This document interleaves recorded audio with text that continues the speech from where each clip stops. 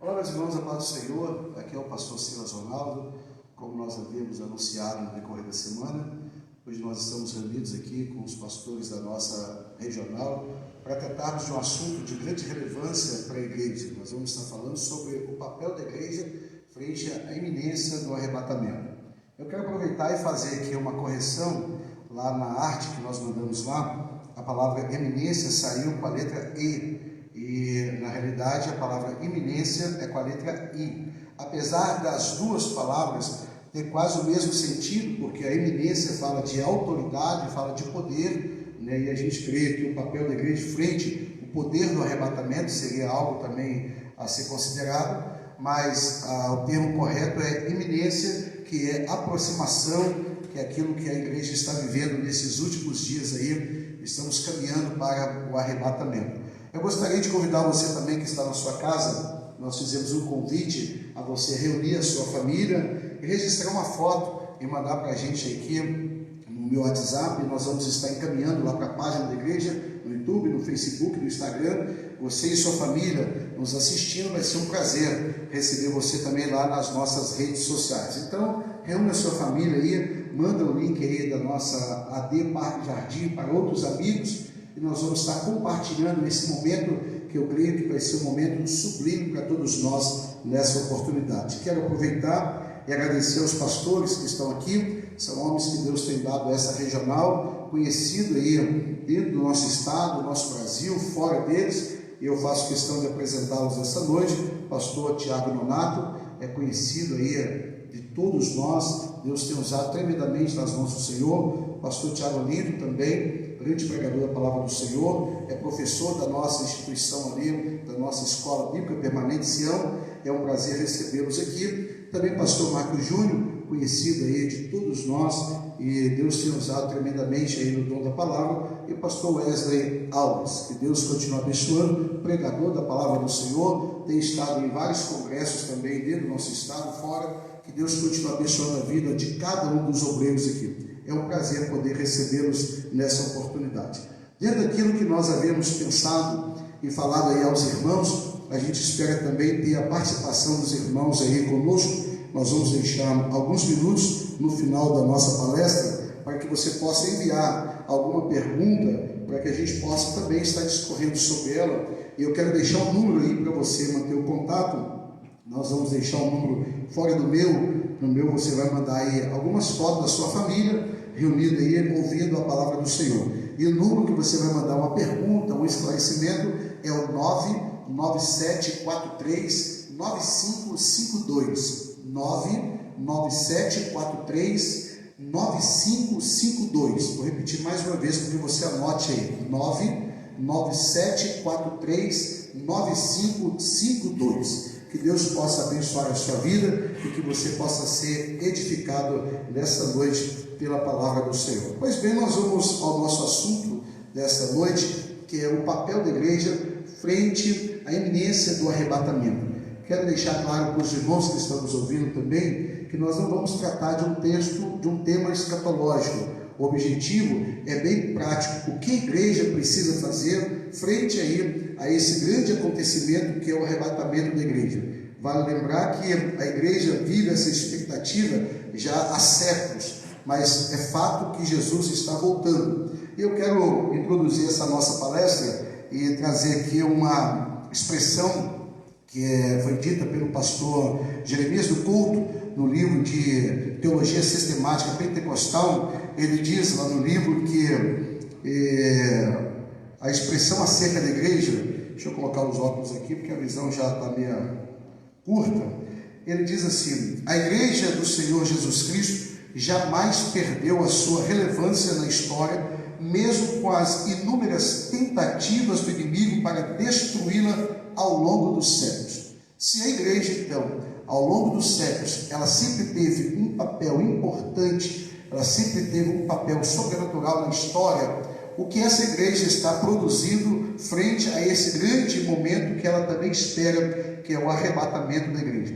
E eu quero lembrar aqui aos irmãos que nós não vamos estar falando sobre instituição, nós vamos falar sobre igreja. E igreja somos nós, eu, você, qual é o seu papel frente aí ao arrebatamento, algo que nós estamos esperando. E porém eu gostaria de estar discorrendo então aqui, já dando início à nossa palestra, nós vamos estar discorrendo sobre algumas perguntas que eu considero ser relevante no tratado de igreja, para que a gente possa ir mais na prática falando sobre esse papel da igreja. Porém, antes eu gostaria de deixar a oportunidade aberta aos novos pastores que queiram fazer o cumprimento a você que está nos assistindo, para que a gente possa dar início então aí já no tema proposto para essa noite. Pastor Tiago Nonato com a palavra, logo após a sequência, e assim nós já vamos direto ao nosso assunto. Meus irmãos, a paz do Senhor, a paz dos irmãos pastores que estão presentes. É uma alegria para nós muito grande poder participar desse ajuntamento aqui, não digo um debate, mas é um tratado para podermos juntamente ajudar os irmãos na comunhão, na palavra expressa, na palavra ministrada, para que os irmãos sejam edificados. Compartilhar com essa live, para mim é uma bênção, porque eu tenho certeza que vai esclarecer a dúvida de muitos, vai edificar a vida de muitas pessoas e também poder contribuir para que o Evangelho seja pregado, contribuir para que o reino cresça. Então, eu quero agradecer ao pastor pelo convite, Deus abençoe a ele, também aos novos colegas que nós iremos falar. Como o pastor disse, o intuito aqui não é um debate, o intuito aqui é ampliar, é fazer com que o Evangelho chegue ao coração dos irmãos, esclarecendo que, de fato, é necessário a igreja ter uma postura, ter uma posição concernente a esse tempo ao qual nós aguardamos a qualquer momento a volta e o retorno de Jesus. Deus abençoe. Boa noite a todos, é uma alegria poder estar aqui, juntamente com cada um de vocês, com os meus amigos pastores e aqueles que têm atuado no seu ministério. Fico muito agradecido ao pastor pelo convite de poder estar aqui. Na verdade, não é um debate, mas aqui é uma atitude expressa que a igreja continua ativa. Mesmo diante desse momento de pandemia, a igreja está ativa. Nós estamos aqui para anunciar a verdade do Evangelho. Então é um prazer receber cada um de vocês aqui. Obrigado. Meus irmãos, eu também quero saudar os pastores aqui presentes, os irmãos que nos acompanham pela live, pelas redes sociais, com a paz do Senhor. Falar primeiro da minha admiração desses irmãos, desses pastores. São homens aqui no púlpito por quem eu tenho profunda admiração, sincera. São homens que são alvo da minha oração, o Senhor é minha testemunha. E fico muito feliz também pela iniciativa do nosso pastor. Que Deus continue sendo louvado no meio de nós e através de nós. Meus irmãos, a paz do Senhor Jesus. Também quero louvar a Deus pela vida do nosso novo pastor, pastor Silas Ronaldo, que também hoje está fazendo aniversário. Que Deus continue te abençoando juntamente com toda a sua casa. Também louvar a Deus pela vida dos nossos pais aqui, nossos amigos, pastor Marco Júnior, pastor Tiago Lino, que além de professor de teologia, hoje é psicólogo formado. Também o pastor Tiago Nonato, que é uma grande referência no âmbito da pregação. Estar aqui com vocês, para mim, é de muita valia, de muita relevância. Eu estou aqui para aprender com os senhores. Que Deus abençoe e abençoe todos que estão aí na live. Compartilhe essa live. Eu acredito que será uma noite de muita mentoria, de muito aprendizado, de ambas as partes. Que Deus abençoe.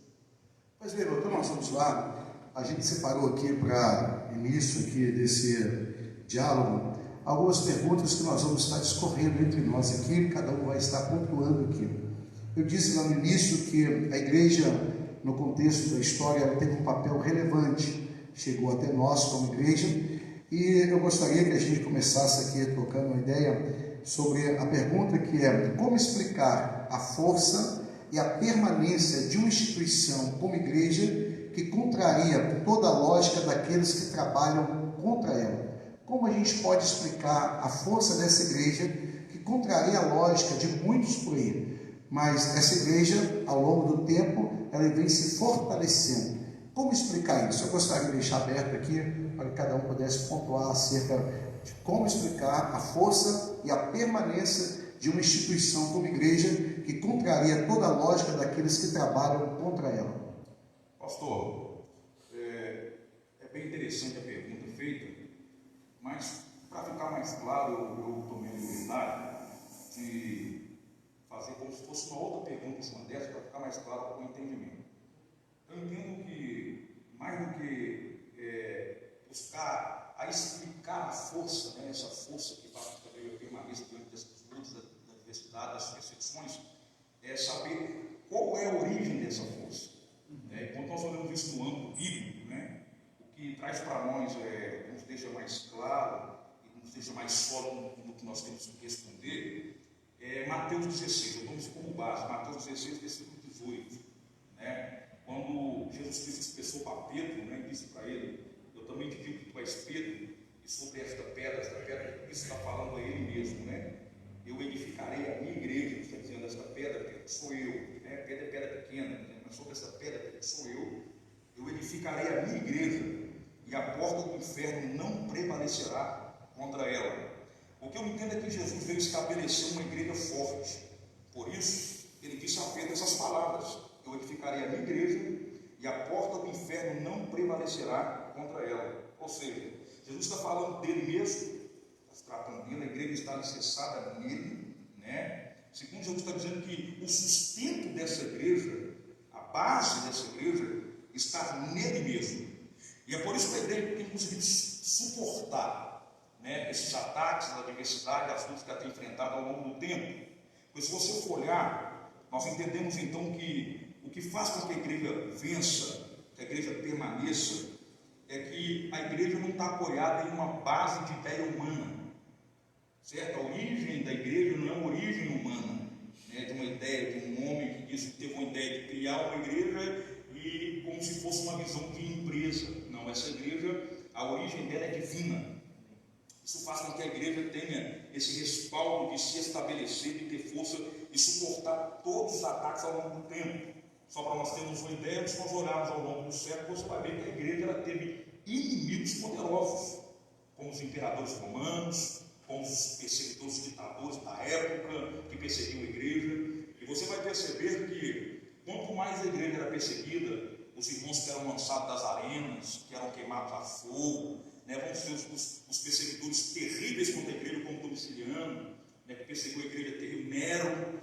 A igreja, quanto mais ela foi perseguida, mais ela crescia. Quanto mais ela era atacada, mais ela estabelecia a sua base, né, mais tinha solidez para suportar, né, tais ataques. Por que é disso? Porque nós entendemos que a igreja, na realidade, ela não é um organismo criado pelo ser humano, mas a igreja, tá, nós temos a ideia e a realidade que a igreja ela é um organismo alicerçado e baseada totalmente em Cristo. Então isso nos dá a visão de que a igreja consegue suportar, passar por todas essas dificuldades, porque Cristo é o protetor dela, Cristo é o ajudador dela, né? Então ela não depende de ajuda de qualquer homem para se permanecer firme ao longo do tempo. Ela depende de Cristo, porque tudo está baseado nele, a igreja está solidificada nele. Graças a Deus. Eu creio que a resposta aí do pastor Tiago Leonardo, ela veio até melhorar a pergunta que foi feita, né? Pastor Tiago Olimpo aí também deixando o seu parecer. Como a igreja consegue se manter diante de perseguidores, e como ela vai suplantar a lógica estabelecida por eles. Primeiramente, a igreja tem uma base, né? E a base dela é o conteúdo que ela tem. E o conteúdo que a igreja tem é um conteúdo que vai contrário à lógica dos ataques que o mundo usa. Por exemplo, a igreja ela tem o primeiro fundamento na cruz. E o próprio Paulo vai dizer que a cruz, para os judeus e para os gentios, ela é loucura, mas para nós é poder de Deus. Então, a primeira questão que precisamos entender como a igreja suplanta isso é pelo conteúdo que ela tem. E o conteúdo dela vai contrário à lógica do mundo. Então, a igreja ela é imapeável.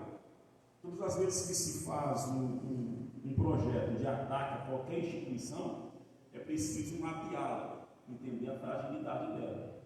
Quando os ataques do mundo vêm contra a igreja, eles vão tentar utilizar daquilo que eles conseguem mapear pela lógica.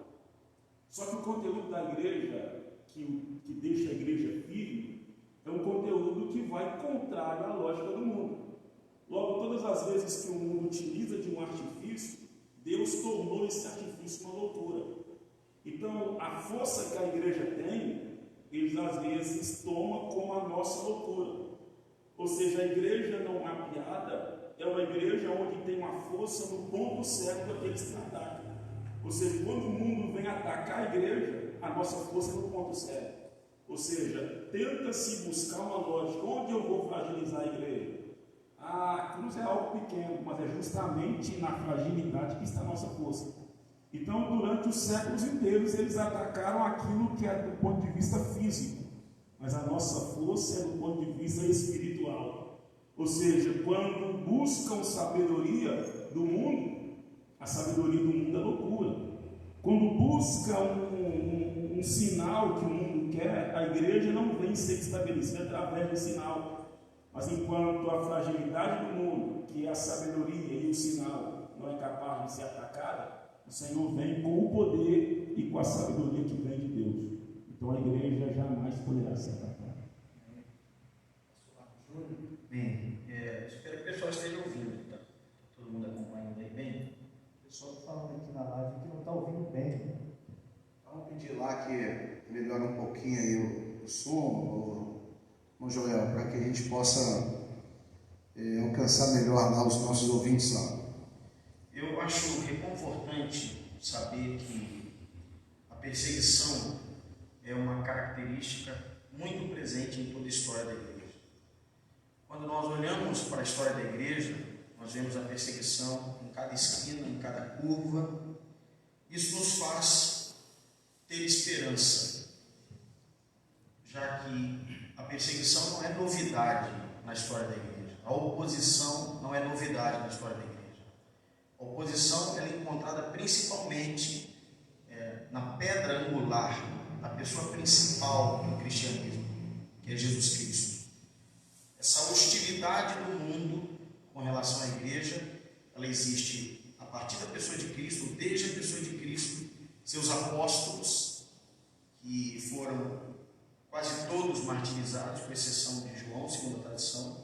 Portanto, quando nós olhamos para a igreja primitiva e para a igreja ao longo da história, nós percebemos que essa perseguição, essa hostilidade com relação à igreja, não é nova. Portanto, nós devemos olhar para a história da igreja, para os nossos irmãos, para aqueles que vieram antes de nós e termos a convicção de, assim como eles se mantiveram na fé, assim como a igreja sobreviveu, ela também sobreviverá agora. Como já foi falado pelos nossos companheiros, e eu vou só estou aqui recapitulando aquilo que já foi proposto por ambos, pelos três. Pastor Tiago Donato falou com maestria, eu até ontem, pastor Silas, novos companheiros, até postei na internet que uma certeza eu tenho, que a igreja, ela não depende de homens. Quando a gente fala igreja, não fala igreja instituição, a gente fala igreja organismo vivo, conectado em Cristo, alicerçada na palavra e fundamentada na rocha que é Cristo. A igreja não tem dependência do homem, mas a igreja instituição depende de fato de ter pessoas nos poderes no âmbito secular. Mas quando a gente analisa o contexto atual, como fora falado pelo pastor Marcos Júnior, a historicidade da igreja, a igreja passou e ainda passa por perseguição. Existem muitas pessoas, e principalmente a cultura que nós estamos associados. Existe também uma procura no contexto igreja de pessoas, quando eu falo igreja organismo, de que a igreja tem que ser aceita pelo mundo. Mas o mundo não se encaixa, a igreja não se encaixa nos padrões do mundo, porque a igreja é antagônica ao mundo. A igreja contraria a lógica do mundo. O mundo, como nós vamos falar aqui, o pastor Silas deve perguntar, o mundo tem uma mente relativista. O mundo é secularista. Isso está atingindo até o contexto atual da igreja. Mas se nós analisarmos a igreja de Cristo, que está pautada nele, fundamentada na rocha que é Cristo e alicerçada na doutrina dos apóstolos, ela chegou aqui até os dias de hoje, mesmo padecendo perseguições, dificuldades, martírios, ela está mais viva do que nunca. A igreja de Cristo, aquela que está alicerçada na palavra, que é o Evangelho. E outra coisa, muitas pessoas acham que a igreja tem um fim em si mesmo. Não, a igreja é Cristo. Não tem como. A igreja está alicerçada em Cristo. Vou recapitular aquilo que foi falado pelo pastor Tiago Donato, talvez você chegando na live agora está vendo. Ele vai falar com Pedro dessa forma: eis que vos digo que tu és Pedro, e sobre esta pedra edificarei a minha igreja, e as portas do inferno não prevalecerão contra ela. Eu acredito que dentro daquilo que foi proposto, nós já abrimos aqui espaço para uma segunda pergunta, né? A segunda pergunta é: como a igreja conseguiu transpor as adversidades que em circunstâncias comuns teria sido o seu próprio fim? Como essa igreja conseguiu transpor essas adversidades em que circunstâncias comuns teria sido o seu próprio fim? Eu acredito, pastor Tiago Donato, que você deu início lá, está bem dentro daquilo que você começou a falar também sobre essa força, né? Eu creio que vai vir somando aí essa segunda pergunta, aquilo que você já iniciou lá também. Então, na sua visão, como a igreja conseguiu transpor essas dificuldades? O que levou a igreja? A gente sabe, né? Mas talvez aqueles que estão nos ouvindo precisem de um melhor esclarecimento. Então, o que levou essa igreja? Vale lembrar que a perseguição da igreja não se dá nos dias atuais. As adversidades, apesar de hoje nós estamos vivendo aí uma pandemia, isso em relação ao que a igreja primitiva passou é quase nada. O que essa igreja lá no início enfrentou é pouco em relação ao que nós estamos vivendo. Então, o que essa igreja, qual foi a força, o que motivou essa igreja a chegar até aqui? Pastor, primeiramente, como nós olhamos para o que foi dito antes, né? É a base. Cristo é a base, né? Em segundo lugar, sendo Cristo a base, obviamente ele deu aos discípulos, à sua igreja, ordenanças, ensinamentos, aos quais elas deveriam seguir. E quando você olha para a igreja primitiva, você vê isso visível e claro. A igreja primitiva, ela cumpria as ordenanças que foi dada por Cristo através dos apóstolos. O que me chamou a atenção foi quando eu li Atos 2 e 42, eu tomei isso como base. A Bíblia diz que eles permaneciam na doutrina dos apóstolos, eles permaneciam na comunhão, eles permaneciam no partir do pão e também permaneciam na oração. E são armas poderosíssimas para poder suportar os ataques, para poder sobreviver aos ataques do inimigo, aos ataques que eles viviam no seu tempo, no seu período. É interessante observar que quando nós pegamos a palavra aqui, olha, perseverar na oração, a palavra perseverar significa permanecer firme, persistir até o fim, em uma contínua atitude. A atitude era contínua, ou seja, os ataques vinham constantemente, mas eles também constantemente perseveravam na palavra. Os ataques não eram suficientes. Não freavam. Os ataques vinham constantemente, mas eles também constantemente permaneciam na comunhão, permaneciam na oração, permaneciam no partir do pão. Então, isso fez com que a igreja, né, tivesse essa base firme para poder sobreviver. Ela não parava mediante aos ataques. Ela estava o tempo todo em movimento, pastor. Ela estava o tempo todo em ação, em atitudes, ao qual foi passada pelos apóstolos a ela, e os apóstolos receberam isso através de Cristo. Então aqui está armas poderosíssimas que fez com que a igreja tivesse sustento, essa força para permanecer diante dessas adversidades. Eu acredito, pastor Tiago Donato, que qualquer uma desses pilares, se fossem quebrados, talvez essa igreja estaria sofrendo algumas dificuldades que nós, nos dias atuais, estamos enfrentando. Só um minutinho, pastor, só para me concluir, que é interessante o que você está falando, é o seguinte: quando nós falamos que eles permaneciam, vou dar só a visão que eles permaneciam na doutrina dos apóstolos, que de fato não era uma doutrina nova, o termo aqui, eles permaneciam na doutrina dos apóstolos, não é que os apóstolos fundaram a doutrina, eles permaneciam na doutrina que os apóstolos receberam de Cristo, eles estão dando essa sequência, essa continuidade.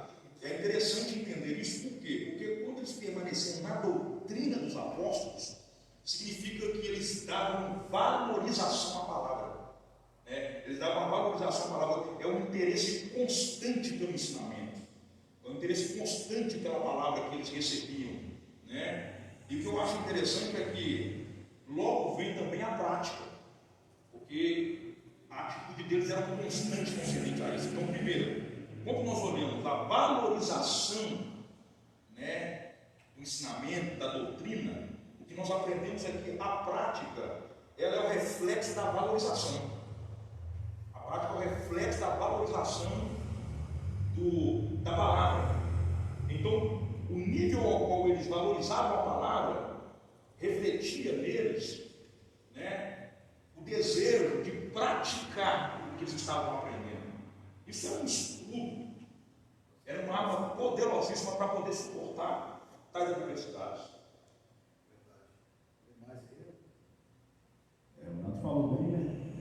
A igreja era perseverante. É interessante entender o contexto da palavra perseverante. São dois radicais, perto, mais severo, que a igreja levava totalmente a sério aquilo que é o fundamento dela. Então, a primeira explicação para mim, com relação ao que fez a igreja não sucumbir, é, primeiramente, a força atuante do Espírito Santo. O Espírito Santo é uma força atuante constante.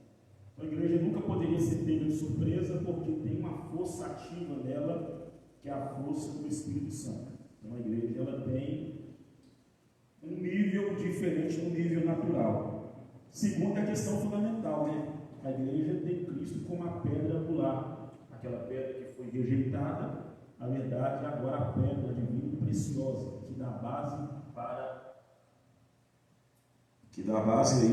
a nossa fé.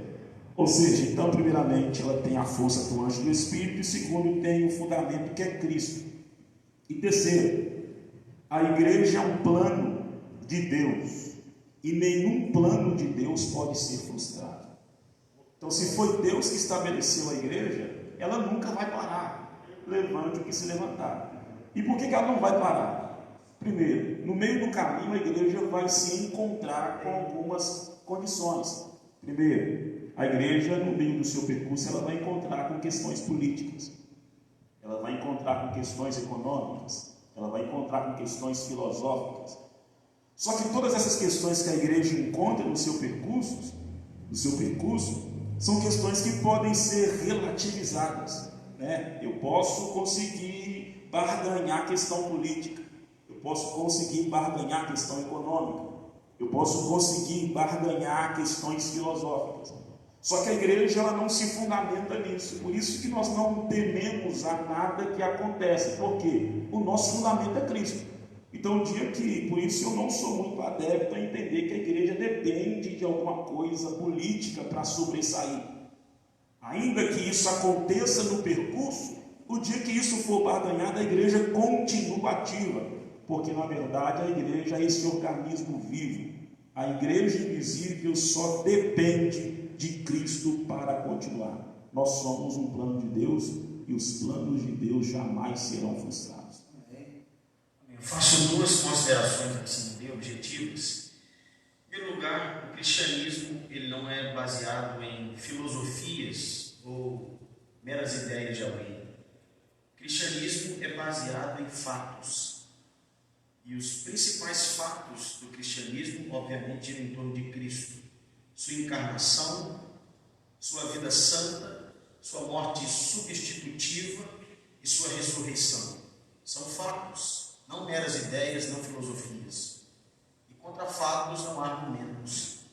A igreja primitiva não meramente acreditava na ressurreição de Cristo, no seu nascimento especial, na sua vida única, como ela era testemunha de cada um desses fatos. Inclusive, foi a convicção desses fatos que deu aos apóstolos, aos primeiros cristãos, a disponibilidade de endossarem seu testemunho com o próprio sangue ou com a própria vida. Segundo ponto que eu destaco é a questão dos pilares fundamentais da igreja primitiva. Os irmãos falaram, por exemplo, da doutrina dos apóstolos e do poder do Espírito Santo. É incrível que essas duas coisas não são antagônicas na igreja primitiva. E vale a pena ressaltar que a igreja primitiva nos é modelo. Eu não falo isso de maneira romântica ou saudosista ou qualquer coisa parecida, mas é fato. A igreja primitiva nos é modelo porque ela era instruída pelos apóstolos que, por sua vez, foram instruídos pelo próprio Cristo. Então é natural que o ensino, o proceder dessa igreja beirava a retidão ideal do Cristo. Agora, entre essas duas questões que foram levantadas de maneira muito própria, que é a questão do Espírito, do poder do Espírito e da doutrina dos apóstolos, eu acho fundamental que isso não era antagônico. Não é? Alguém pode achar que a unção do Espírito Santo ela é antagônica à doutrina, mas essas coisas andam juntas. O Espírito que reveste a igreja de poder é chamado na Escritura de o Espírito da verdade, aquele que revela a verdade. Portanto, a igreja primitiva, ela tinha todas essas qualidades em comum ao mesmo tempo. Ela era cheia do Espírito Santo e ela amava a doutrina apostólica, que era a doutrina de Cristo. Pastor, praticamente os 9 companheiros aí, desde o início do pastor Tiago Leonardo, ao pastor Tiago Olinto, o pastor Marco Júnior, até propriamente dito o senhor, já falaram tudo. A igreja completamente alicerçada em Cristo, basicamente uma igreja que estava doutrinariamente voltada à doutrina dos apóstolos, mas a gente percebe também que uma igreja que, como disse o pastor Marco Júnior, eu tenho para mim também, quando eu leio o livro de Atos, uma igreja modelo, uma igreja padrão. A gente percebe que eles tinham tudo em comum, não existia diferença. Eu não estou falando somente no âmbito social, eu percebo uma igreja pujante, cheia de vigor, cheia do Espírito Santo, irmãos que tinham uma graça para pregar o Evangelho.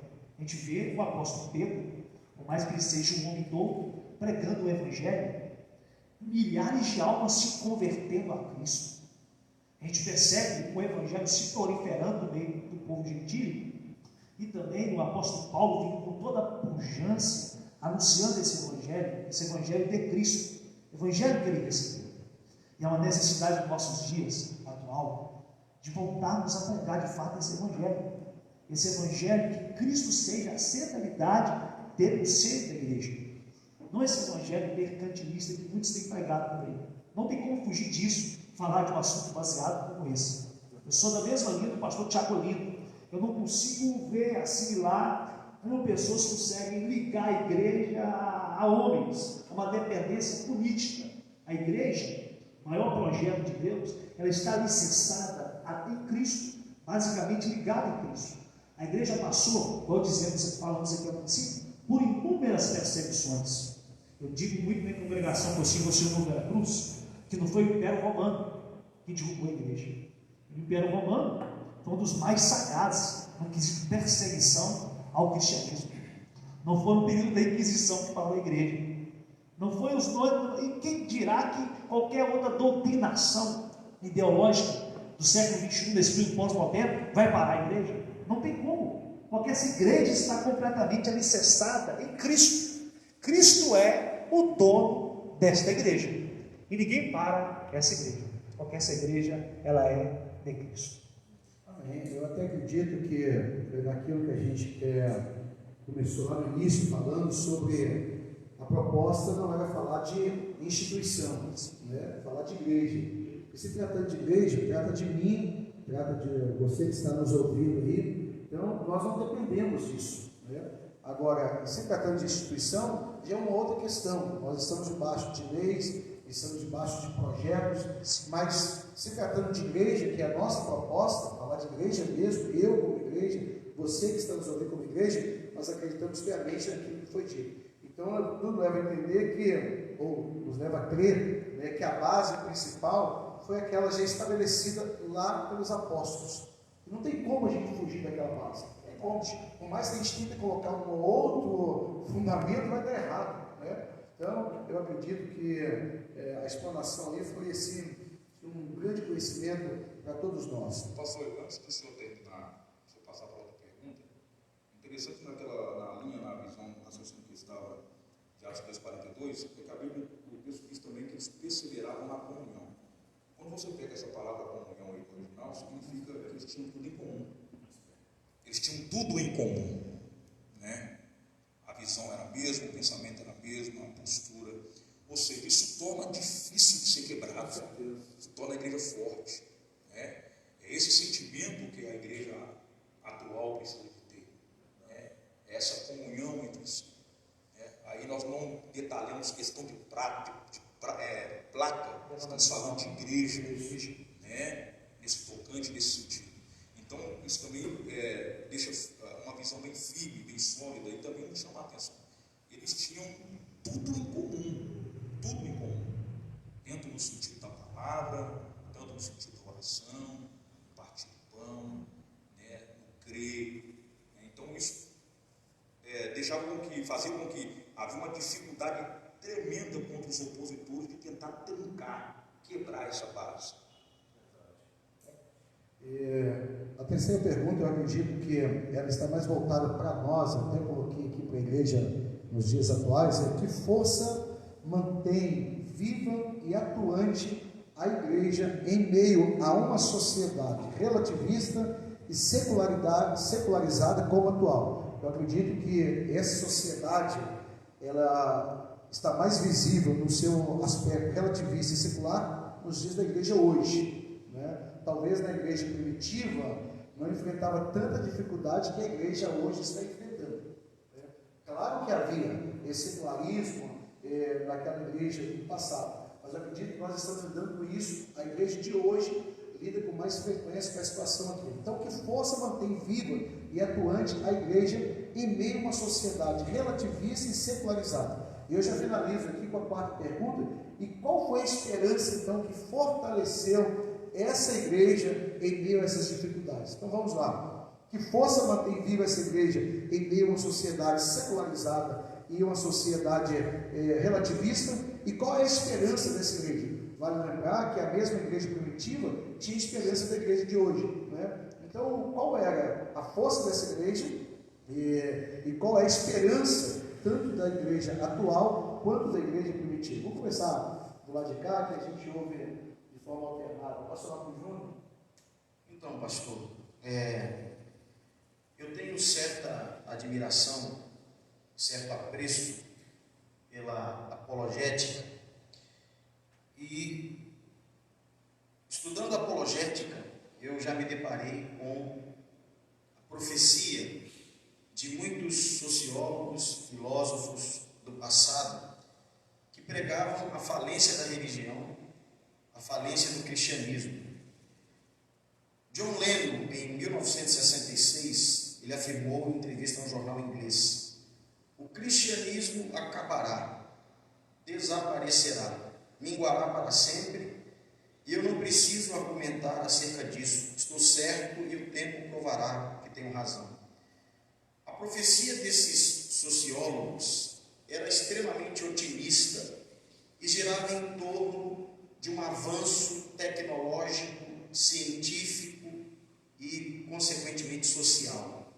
Eles acreditavam que quando a humanidade alcançasse o ápice tecnológico, científico, medicinal, educacional, os problemas da humanidade, da sociedade deixariam de existir.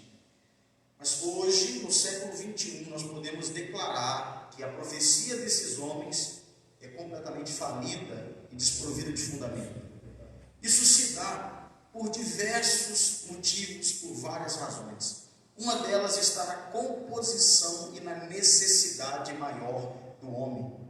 O problema maior do homem não é educacional. O problema maior do homem não está na roupa que ele veste ou na casa onde ele mora.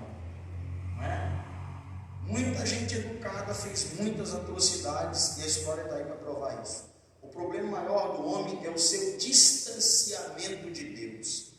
A Bíblia nos diz que o homem foi criado à imagem e semelhança de Deus para o deleite de Deus. E quando Deus vai criar o homem, Ele deixa no homem um espaço. E aí Eclesiastes diz que Deus colocou a eternidade no coração do homem. Portanto, quando Deus está criando o homem, Ele deixa um espaço no homem do tamanho da eternidade. Como se Ele dissesse: eu estou criando você para a minha glória, mas eu deixo em você uma necessidade de mim. Portanto, se você quiser ser pleno, se você quiser ser completo, você vai ter que vir a mim. Veja isso.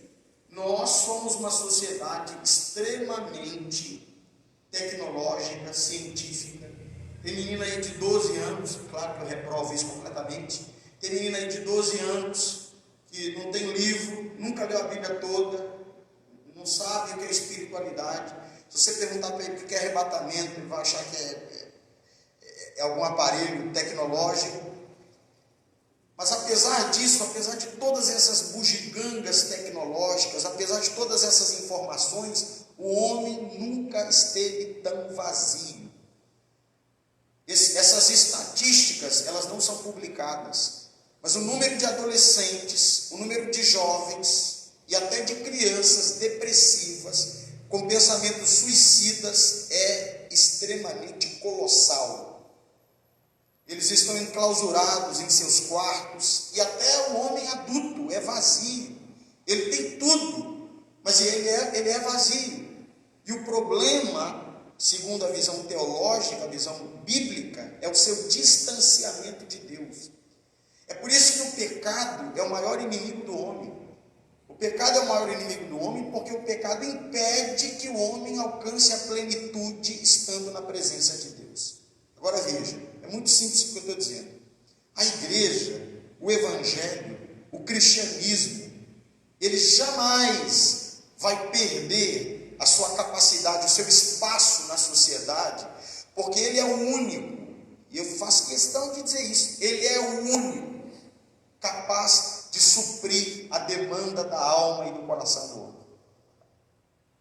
Pastor, em relação à questão de que força mantém viva e atuante a igreja em uma sociedade relativista e secularizada como a atual, essa força não tem como fugir.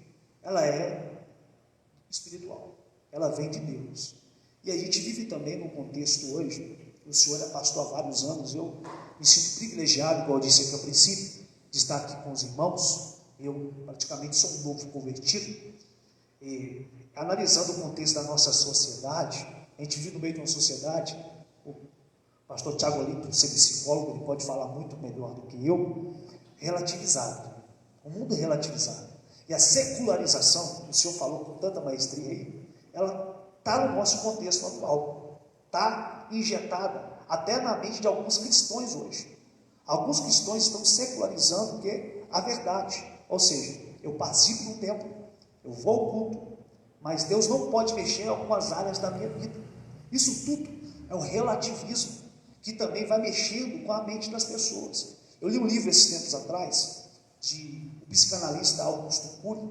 Ele fala, inteligência socioemocional, que uma criança hoje, de 7 anos de idade, ela contém informações maiores e melhores e mais atuais do que o imperador do primeiro século. Hoje, nós somos bombardeados por diversas informações. Muitos dizem que a gente vive no meio de uma sociedade ou de uma geração informatizada. Não de uma geração que busca pesquisar, esmerar nos estudos, uma geração estudada. E a gente percebe que esse secularismo, ele está adentrando na igreja. Quando a gente fala igreja não organização. A gente está falando de igreja organismo. E querendo ou não, o apóstolo Paulo ele falou com maestria aos Romanos, capítulo 12, versículo de número 2. Não vos conformeis. A tradução King James atualizada, eu gosto muito dela, que ela vai dizer assim, não vos amoldeis, ou seja, ao sistema deste mundo.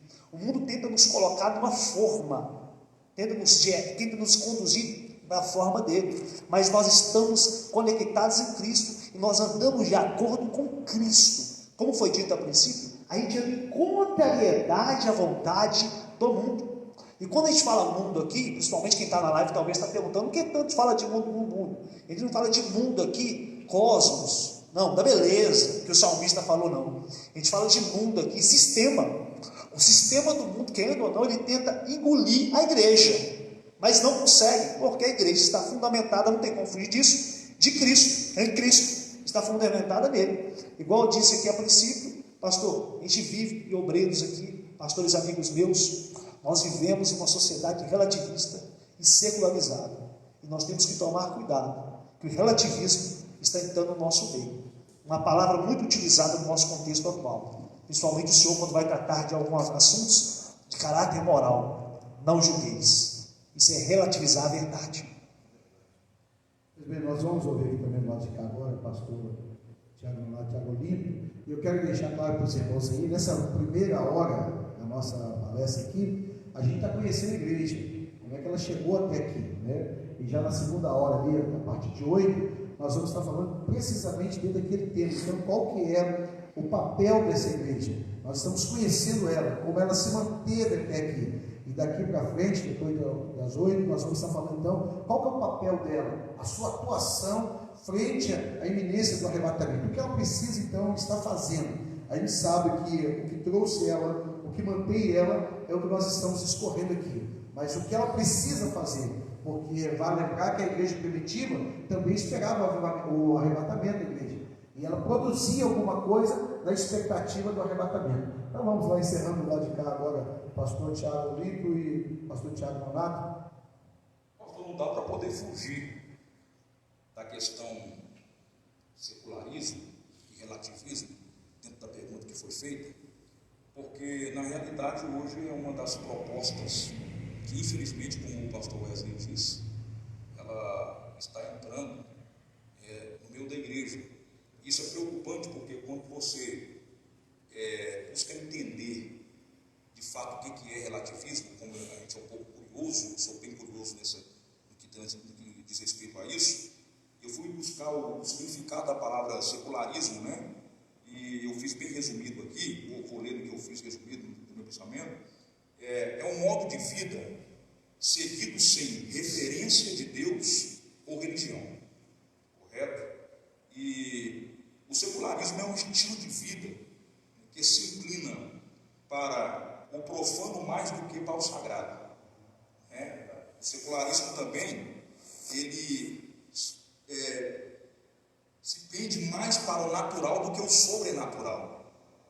Isso faz com que a espiritualidade fique decadente no contexto igreja. Estou dizendo isso no contexto igreja.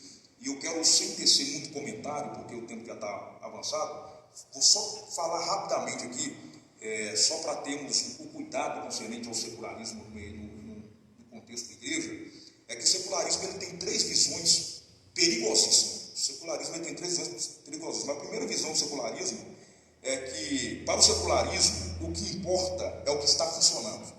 Então eu fiz um breve comentário, eu disse que não importa se, no contexto igreja, né? Não importa se a mensagem que está sendo pregada é do Evangelho. O que importa é que se está dando certo e está atraindo a massa. Não vou tecer comentário porque não dá tempo. Segunda visão perigosíssima do secularismo é que o secularismo diz não a Deus e sim ao Deus Mamon.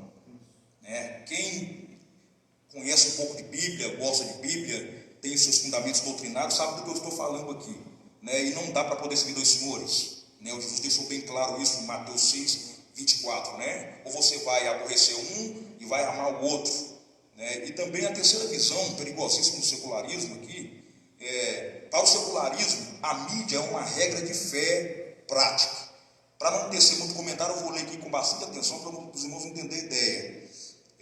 Há um bombardeio de imagens, que tem promovido uma espécie de anti-intelectualidade, de informações que anula a capacidade de ler e criticar, substituindo a razão pela emoção, o significado pelo interesse imediato. Isso tem influenciado por este secularismo, tem sido uma influência pelo secularismo imediato.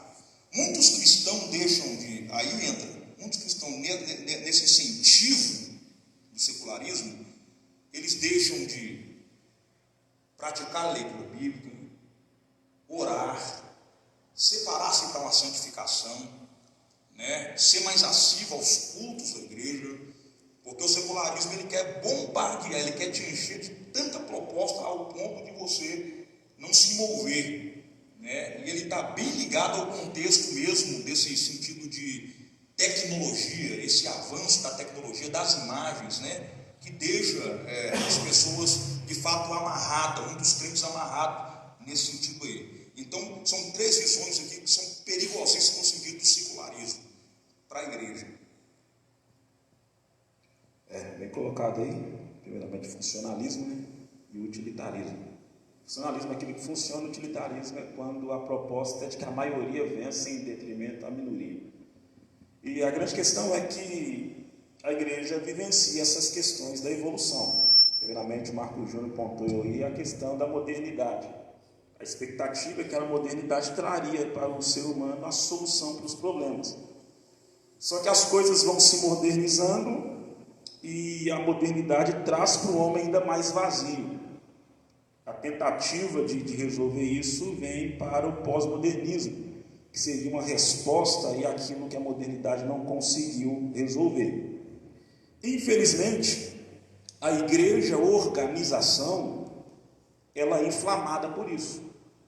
Então, muitas das vezes, a tentativa, a organização, não estou dizendo de ministério, a igreja, a organização, a igreja que funciona de forma institucional, não é assembleia, não. A igreja, a organização, muitas das vezes, ela tenta vencer essas forças dessa maneira. Ela vem tentando também vir com artifícios do pós-modernismo, da modernidade para resolver. Só que a questão é que isso vem cada vez mais deixando o ser humano no âmbito daquilo que é raso. E a resposta não é o suficiente para conseguir vencer com essas dificuldades. Mas a grande pergunta é: que força faz com que a igreja consiga romper e vencer com tudo isso? A força é o Espírito Santo. Só que a força que o Espírito Santo age na igreja é através daquilo que se chama da metanoia. Essa mudança de pensamento, Romanos 12, 1 e 2. Ou seja, durante o tempo inteiro, a proposta, vão lá do marxismo, a proposta do modernismo, do utilitarismo, do funcionalismo, enfim, do socialismo, é sempre vir por vias naturais. Só que se a igreja tentar responder com conteúdo natural, ela perderia. Então a igreja, organização, isso consegue tocá-la. A igreja organismo, logo a igreja invisível, ela não é tocada por isso. Ela nunca se corrompe. Porque a igreja invisível, a igreja, o organismo, Cristo cabeça dela, ela sofre o processo de metanoia. Que processo é esse? A igreja mudando o pensamento o tempo inteiro. Então aqui não tem a questão de um cristão sábio. Aqui não tem uma questão de alguém que estudou. Aqui não tem uma questão de alguém que leu mais do que não. Aqui tem a questão de alguém que está em Deus. De alguém que está sendo instruído pelo Espírito Santo. Logo tem a palavra como prisma. Se ele tem a palavra como prisma, levanta-se a teoria que quiser levantar. A teoria pode até tocar no homem. E o homem pensar, porque eu, como ser pecador, eu posso ser tocado por alguma ideologia. Mas logo eu, que sou do Espírito Santo, ele habita em mim, a teoria vem e me suga. Mas vem o Espírito Santo com a ação transformadora e fala: Tiago, volta para cá. Logo vem outra teoria e eu me balanço, porque eu sou corruptível como ser pecador. Logo vem o Espírito Santo: Tiago, volta para lá. Ou seja, o mundo conforma, mas o Evangelho transforma. E a transformação não é uma vez de uma vez por todas, a transformação é constante. Logo vem uma teoria, o Espírito Santo transforma minha mente. Logo vem outro, o Espírito Santo me transforma. Então aqui não tem um crente sábio. Aqui é todo aquele que é a igreja invisível, o mundo não corrompe. O secularismo, as questões da atualidade só conseguem corromper organização. Igreja é organização. A igreja invisível, a igreja de Cristo, ela jamais será corrompida. Ou seja, o mundo até tentará corromper, mas é impossível, uma vez que o Espírito Santo me transforma. Ou seja, o mundo não consegue pegar a igreja de surpresa, porque o conteúdo que nós temos, quem revelou foi Deus, aos pequeninos que somos nós. Aí a pergunta é: onde estão os sábios? Onde estão os inquiridores? Onde estão os conhecedores? Todos esses foram anulados pelo conteúdo poderoso da palavra. Então a força que nos faz romper é o Espírito Santo, através da força metanóica em nós, transformação constante, mudança de sentido. Graças a Deus. Eu acredito que a gente conseguiu alcançar ali, nessa primeira hora, aquilo que foi proposto. Eu gostaria que, talvez em um versículo, a gente conseguisse resumir a quarta pergunta aí, pastor Marcos Júnior. Talvez num versículo, né, sem um comentário.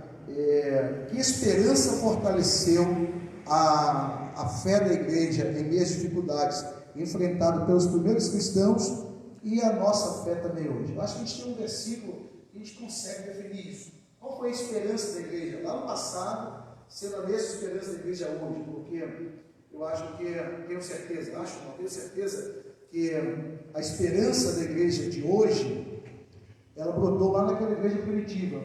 A igreja primitiva, ela não deixou aquela esperança quanto ao arrebatamento acabar por causa de uma promessa. Eu acredito que a igreja de hoje também, ela mantém essa esperança viva em meio às dificuldades, também por causa dessa mesma promessa. Eu acredito que com um versículo a gente consegue definir essa última pergunta. Pastor, eu gosto muito de Atos dos Apóstolos, e Atos dos Apóstolos, no capítulo 1, versículo 10, Jesus acabou de ser assunto aos céus. O texto diz assim: estando eles com os olhos fitos no céu, enquanto Jesus subia, eis que 2 varões vestidos de branco se puseram ao lado deles e lhes disseram: varões galileus, por que estáis olhando para as alturas? Esse Jesus que dentre vós foi assunto ao céu, virá do modo como viste subir. Eu acredito, por isso que eu disse que num versículo só a gente conseguiria resumir tudo isso. A esperança da igreja primitiva acerca do arrebatamento foi a promessa deixada pelo Senhor. E eu acredito que a nossa esperança também permanece a mesma. Não há um outro objetivo para viver uma expectativa do arrebatamento, a não ser confiar na promessa que foi dita pelo próprio Senhor Jesus Cristo. Pastor, eu vou, preparo a casa e volto e busco. E parece que é do interesse de Deus que em todas as gerações a igreja viva debaixo dessa expectativa. Pode voltar agora. Isso eu devo viver e agir como se ele fosse voltar agora. Essa expectativa tem que ser latente até a igreja se arrebatar. Eu quero só, enquanto a gente falava acerca desse versículo, me veio à mente uma situação que eu vivi no ano de 2004, quando eu assumi a igreja na cidade de Pimenta. E foi até um fato assim, que gera um pouco de graça, né?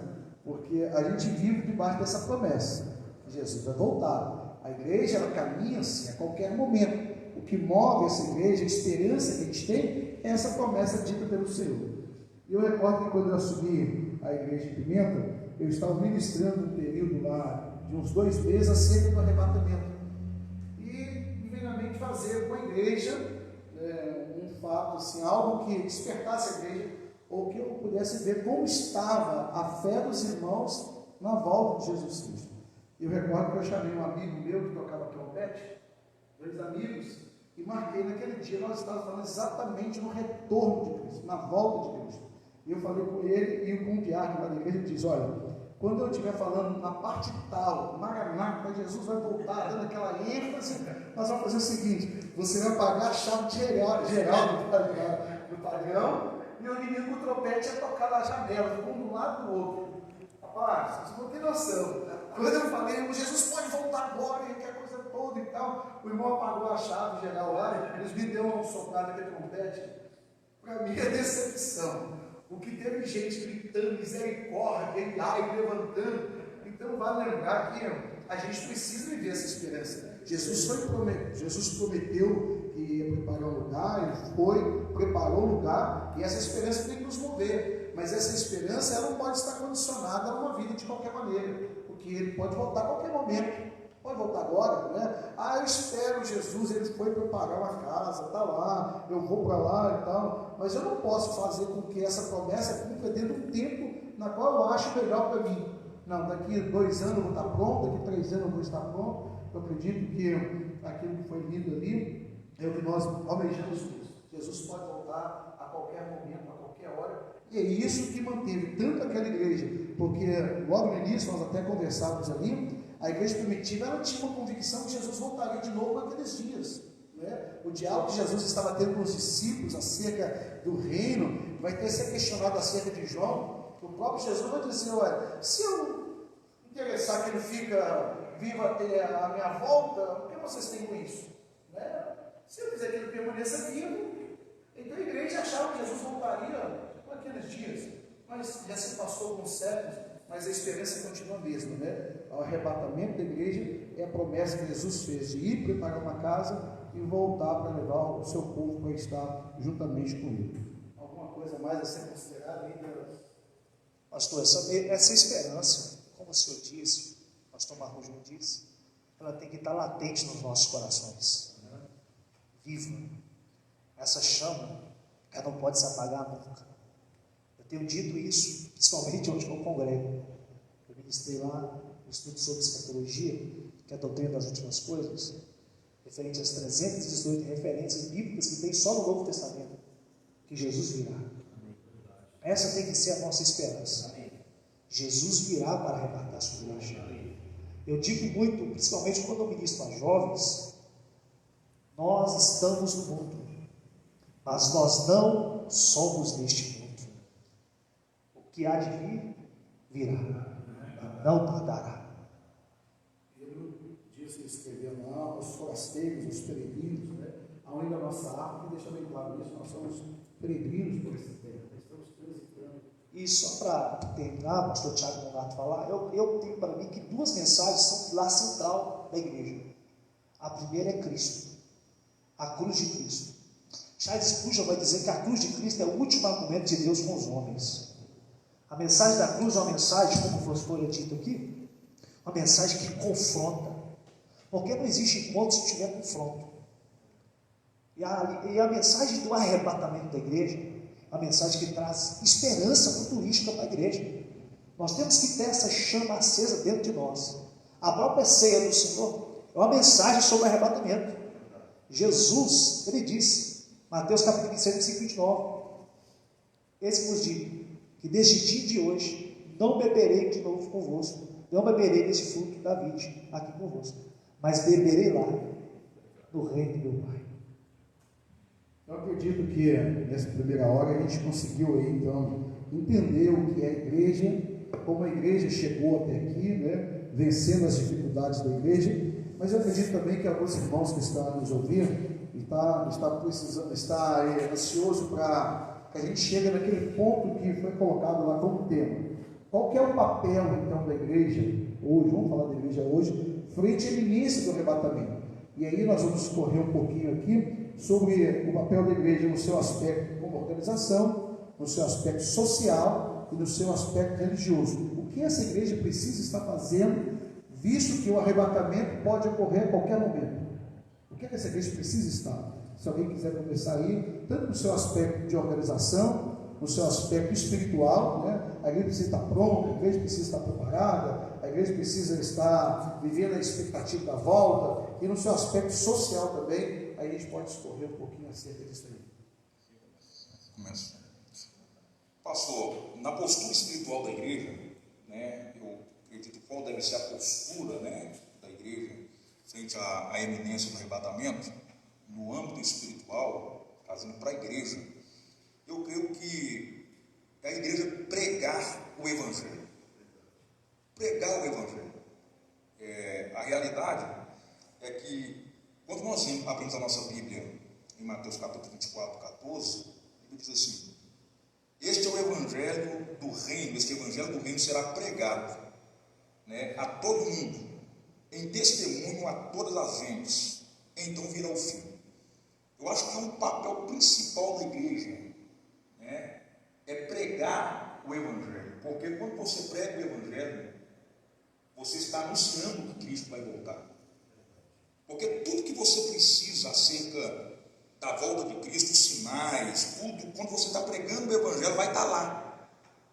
Há uma grande preocupação, essa é a realidade, há uma grande preocupação no requisito dos sinais, né? As pessoas estão mais preocupadas em traçar sinais e planos do que preocupadas em pregar o Evangelho, né?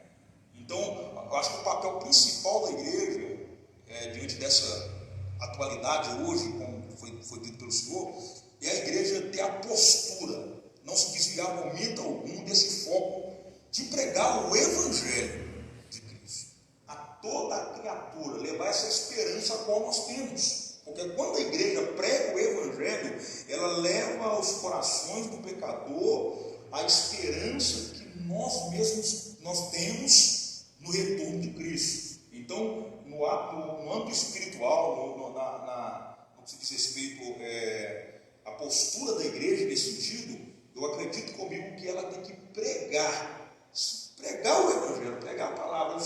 Nesse sentido aqui de pregar o Evangelho, eu não falo no sentido de se preocupar com teoria, se preocupar com o fulano de tal falou, o Beltrano falou, o doutor, o PhD falou que vai ser tal dia, vai ser assim, sinal assim. A preocupação da igreja deve ser pregar o Evangelho, porque uma esperança ela já tem, uma promessa ela já tem, então ela só deve pregar o Evangelho. É triste, né? A gente tem que falar para a igreja, tem que pregar. Na verdade, a postura da igreja, em minha concepção, era ser igreja. Porque quando eu falo que é ser igreja, já tem por concepção aquilo que é o valor da existência dela. Eu fico triste em ter que dizer e orientar a igreja a ter que pregar. Seria a mesma coisa que dizer para a mãe ter que amamentar o filho que está faminto. Ou seja, a igreja nesse tempo precisa ser igreja. Porque o dia que ela for igreja, aí eu falo a igreja visível. O dia que ela for igreja, ela vai cumprir o seu papel. Só que nós vivemos em dois tempos, né? Com relação ao reino, que é o tempo entre o já e o ainda não. O já é o que nós estamos vivendo. E a igreja, no já, ela precisa estabelecer o reino de Deus. E pregar o reino de Deus, a organização, ela consegue exercer o seu papel. O seu papel social, o seu papel de auxílio, o seu papel de ajuda. Isso nós, enquanto igreja e organização, precisamos fazer. Agora, no sentido espiritual, a igreja precisa sim ser igreja. E quando ela é igreja, ela prega.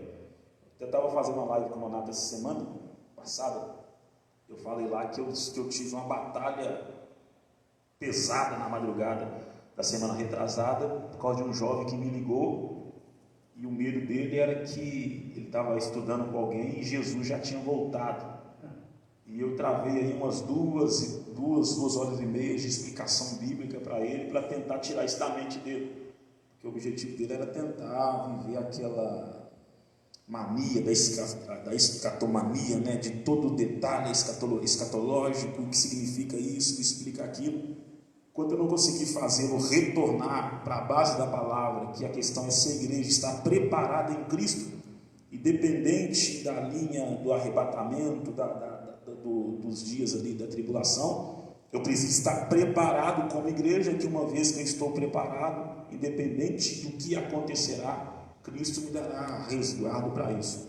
E ali eu consegui vencer aquela batalha, e até hoje estou com a batalha com esse jovem aí. Você vê como que às vezes falta a igreja simplesmente ser igreja, anunciar o Evangelho com amor e com a paz que o Evangelho tem para nos dar. Então, pastor, foi muito bem dito, né? Quando eu me deparo com essa pergunta, eu não consigo desvencilhar do testemunho dos homens de Deus, dos canais de Deus ao longo da história bíblica, como por exemplo Abraão.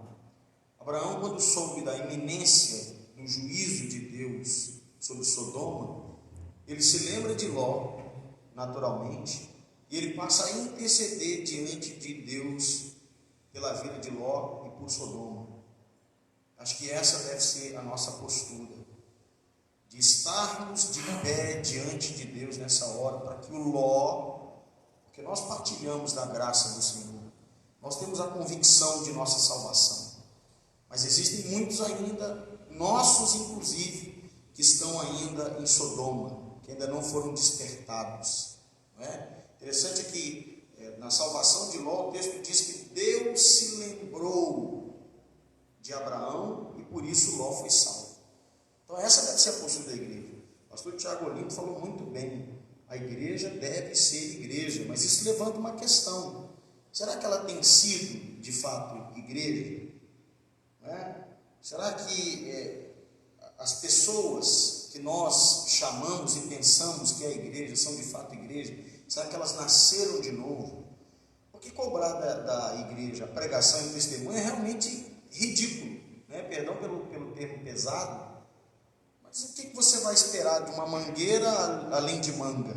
Não é?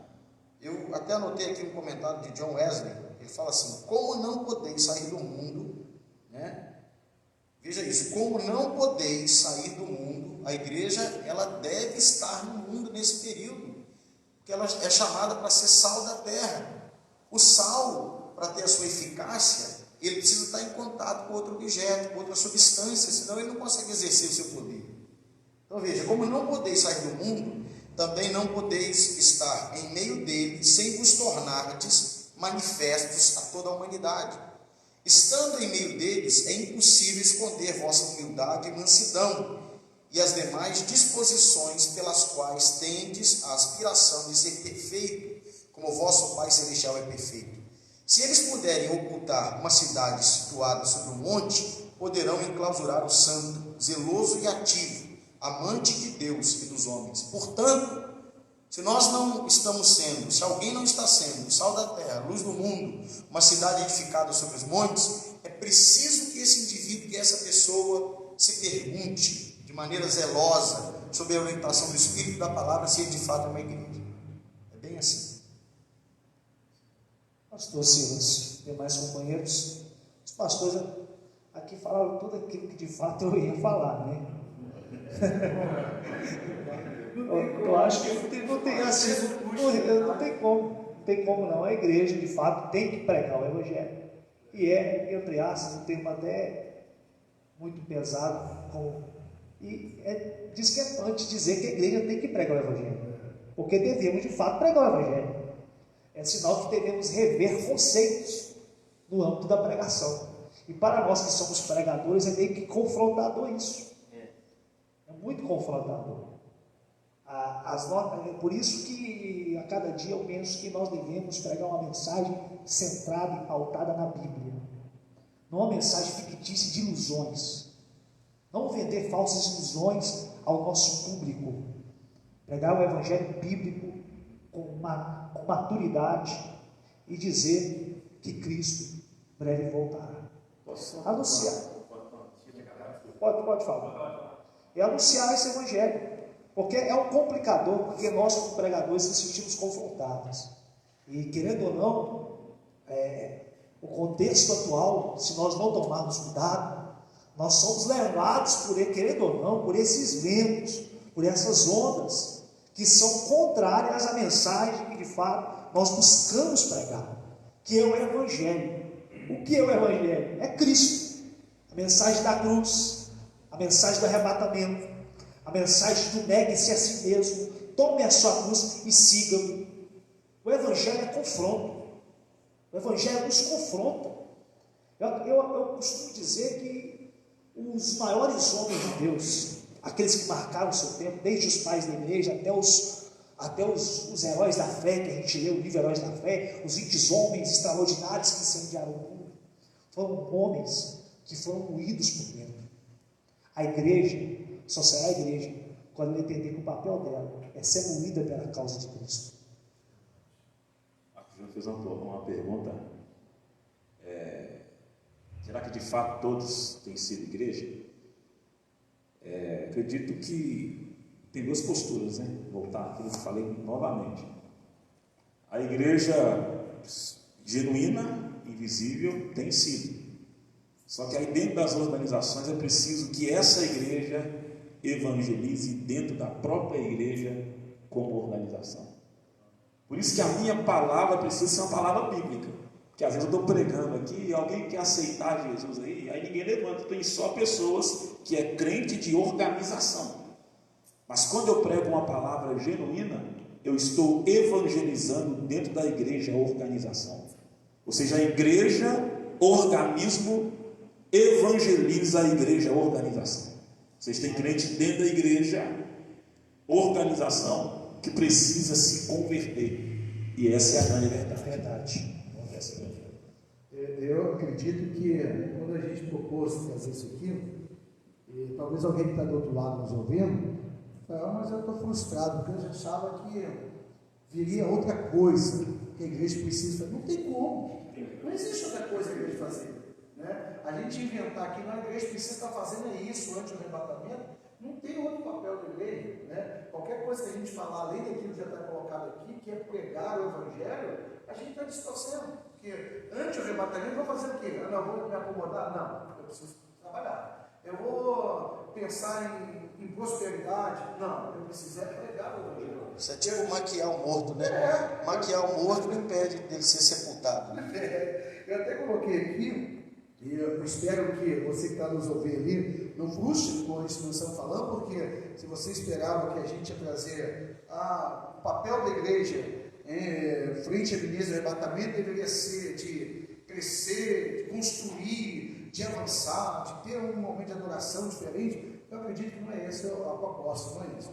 Eu até coloquei aqui o seguinte, são coisas básicas, baseadas na própria palavra, depois vocês podem fazer um comentário. É necessário a igreja ter um papel ante a ministra, frente à ministra do arrebatamento. Essa igreja precisa crer na vida de Cristo, ela precisa crer, porque a igreja de hoje, estou falando aqui de organização, de pessoas, né? No evangelho que a gente vive, é um evangelho tanto de barganhar, de desfrutar de alguma coisa aqui, que não se prega que ele precisa acreditar na vida de Cristo. Ele não precisa acreditar. E muitas vezes você pega o evangelho pregado por aí, as pessoas não sabem o que é volta de Cristo, arrebatamento. Elas estão tão focadas naquilo que elas podem alcançar aqui, que elas não creem nisso. Quando você prega esse evangelho de arrebatamento, elas ficam um tanto confusas. O que é isso? Porque primeiro eu acredito que a pessoa precisa crer na volta de Cristo. Elas estão voltadas ao materialismo, né, pastor? Aqui falou na pergunta lá, esse relativismo, essa secularização impede da pessoa avançar nessa postura de acreditar no arrebatamento. Isso não é história, ele vai acontecer. Eu coloquei como igreja, parece ser a coisa até sem sentido, mas como igreja a gente precisa orar pela vida do Senhor. O apóstolo Pedro vai falar isso na primeira carta, no capítulo 4, versículo 7. Acerca de crer, Paulo escreveu aos Tessalonicenses, primeira carta aos Tessalonicenses, capítulo 4 e o versículo 14, Paulo falou sobre isso. Então a igreja precisa crer na vida de Cristo, ela precisa acreditar.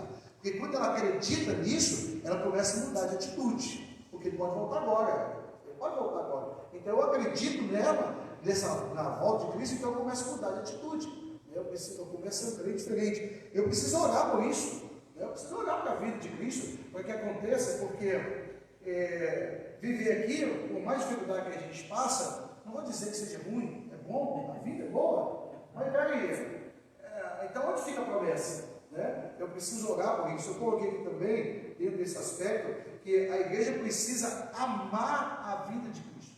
Porque quando você ama alguma coisa, você tem o desejo de compartilhar com aquilo que você ama. Né? Eu tenho o desejo, eu amo a minha esposa. Se eu amo a esposa, eu tenho prazer em estar perto dela. Eu amo a minha família. Se eu amo a minha família, eu tenho prazer de estar com ela. Agora, se eu não amo a vinda de Cristo, o arrebatamento da igreja, não tem como eu desejar ele. Né? Agora, se eu amo o arrebatamento, eu espero, eu desejo aquilo, então eu vivo esse momento do arrebatamento.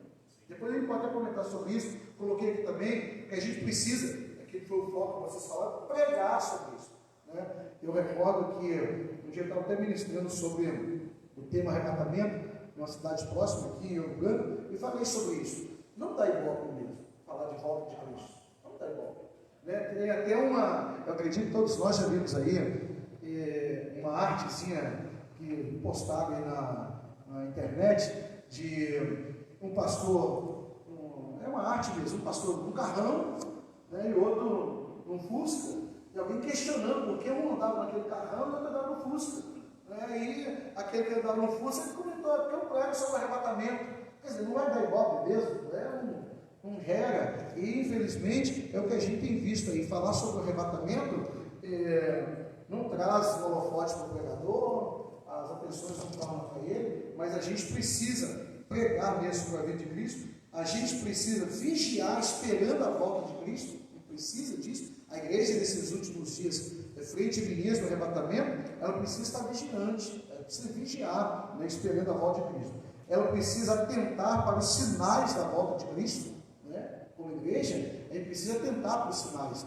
Volto a dizer aqui, né, como o pastor Tiago Leonardo mesmo disse, né, viver assim, falou alguma coisa ali, falou outra coisa ali, eu corro atrás daquilo que parece ser sinais, não são, porque no momento desse, aparece muito aproveitadores, né? Muitos aproveitadores. Exemplo, né? A lua ficou vermelha, o sol mudou Não é tanta coisa que a gente ouve aí, mas é claro que a gente precisa tentar por sinais. E aqui vale lembrar que sinais sociais, os sinais naturais, os sinais políticos, todos eles já estão aí indicando que Jesus está voltando, os sinais morais, sinais religiosos, sinais científicos e os sinais espirituais, que a Bíblia é repleta deles, que demonstram, né, que nós estamos vivendo mesmo aí, a qualquer momento, a volta de Cristo arrebatar a sua igreja.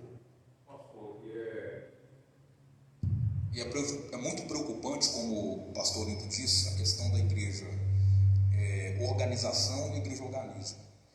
E isso pesa muito, porque eu vou falar de um áudio que eu recebi, um semente, como nós temos que ter hoje, como que eu posso colocar? Como que tem que ser urgente em nós,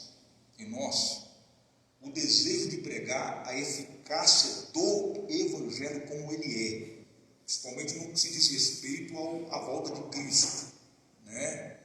Não sei se eu consegui comentar com o Tiago, a minha esposa recebeu um áudio de uma amiga dela, e olha só como é que é as coisas, porque o Evangelho ele se define a si só. O Evangelho traz, quando você prega o Evangelho verdadeiro, ele vai trazer tudo que é necessário, tudo que compõe, né, nos compõe para podermos estar prontos para o arrebatamento da volta de Cristo.